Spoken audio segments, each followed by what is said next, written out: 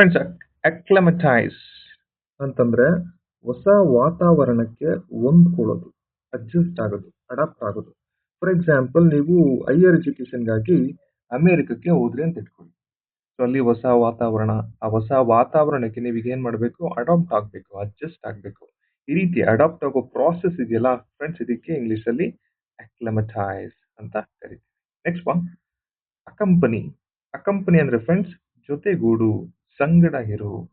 Friends, ಈ ದೊಡ್ಡ ದೊಡ್ಡ ಹೀರೋ ಇವರುಗಳ ಜೊತೆ ಬಾಡಿ ಗಾರ್ಡ್ಸ್ಗಳು ಯಾವಾಗ್ಲೂ ಏನ್ ಮಾಡ್ತಾರೆ ಫ್ರೆಂಡ್ಸ್?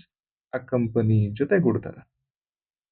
So, ಈ ರೀತಿ ಯಾವಾಗ್ಲೂ ಜೊತೆಗೂಡಿ ಹೋಗೋದಕ್ಕೆ ಬೇರೆಯವರೊಂದಿಗೆ ಅಕಂಪನಿ ಅಂತ ಕರೀತಾರೆ. ಓಕೆ, ನೆಕ್ಸ್ಟ್ ಒನ್, ಅಕಂಪ್ಲಿಷ್ಮೆಂಟ್ ಅಂತಂದ್ರೆ ಸಾಧನೆ, ಅಚೀವ್ಮೆಂಟ್. ಫ್ರೆಂಡ್ಸ್, ನೀವು ಲೈಫಲ್ಲಿ ಏನೋ ಅಚೀವ್ ಮಾಡಬೇಕು ಅಂತಿದ್ರಿ, IAS IPS ಆಫೀಸರ್ ಆಗಬೇಕು ಅಂತಿದ್ರಿ, ಅದು ಆದ್ರೆ ಅದಕ್ಕೆ ನಾವು ಕನ್ನಡದಲ್ಲಿ ಸಾಧನೆ ಅಂತೀವಿ, ಇಂಗ್ಲಿಷ್ ಅಲ್ಲಿ ಅಚೀವ್ಮೆಂಟ್ ಅಥವಾ ಇನ್ನೊಂದು ಪದ ಅಕಂಪ್ಲಿಷ್ಮೆಂಟ್ ಅಂತ ಕರಿತೀವಿ. Next one, accrue. Very important word friends. Accrue ಅಂತಂದ್ರೆ ಕ್ರಮೇಣವಾಗಿ ಬೆಳೆದು ಅಧಿಕವಾಗೋದು.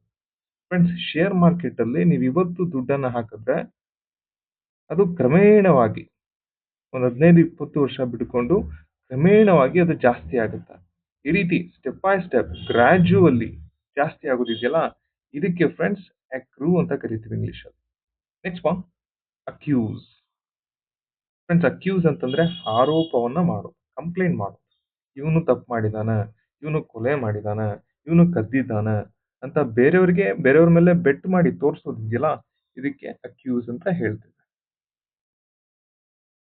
ಓಕೆ ಫ್ರೆಂಡ್ಸ್, ಇವತ್ತು ಈ ವಿಡಿಯೋದಲ್ಲಿ ನೀವು ಇಷ್ಟು ಪದಗಳನ್ನ ಕಲ್ತಿದ್ದೀರಾ. ಮತ್ತೊಂದ್ಸಲ ಗ್ಲಾನ್ಸ್ ಮಾಡಿ.